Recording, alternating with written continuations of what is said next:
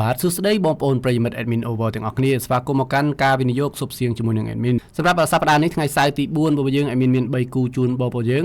ចឹងមាន Arsenal ជាមួយនឹង West Ham មាន Lazio ជាមួយនឹង Torino មាន Marseille ជាមួយនឹង Metz បាទសម្រាប់គូទី1របស់យើង admin សុំយក over បាល់ Arsenal ជាមួយនឹង West Ham នេះអាចស៊ីគ្នាទៅមកចឹងគូទី2របស់យើង admin សុំយកជាមួយនឹង Lazio របស់យើងវាយកន្លះដក1ចឹង Lazio ជាមួយនឹង Torino នេះគឺប្រវត្តិ Lazio មានភាគរយស៊ីច្រើនជាងហើយទឹកដី Lazio គឺល្អហើយក្នុងការយកវាយចឹងជាមួយនឹងគូទី3របស់យើងមានសុំយកជាមួយនឹង Marseille របស់យើង Marseille ជាមួយនឹង Metz នេះគឺ Marseille ភាគរយស៊ីច្រើនមែនទែនដោយសារតែប្រមាណប្រកួតចុងក្រោយនេះគឺល្អមែនទែនហើយ Metz គឺនៅបាតតារាងទេ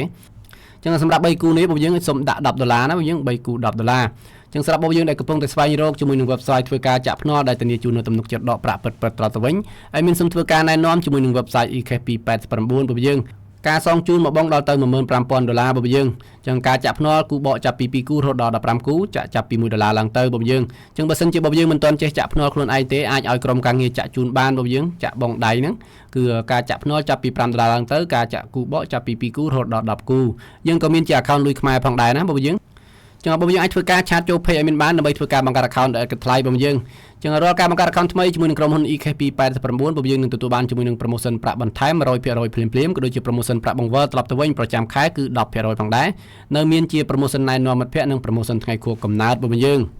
ហើយបងយើងក៏អាចចូលរួមអ៊ុតជាមួយនឹង admin បាននៅថ្ងៃសៅរ៍ទី4ម៉ោង9យប់បងយើង admin ធ្វើការ live គូកំភ្លើងធំ Arsenal ជាមួយនឹង New Miss West Hamជូនពរឲ្យបងយើងសុបទាំងអស់គ្នាក្នុងសប្តាហ៍នេះតើកុំភ្លេចជួបគ្នាក្នុងការ live អរគុណច្រើនជម្រាបលា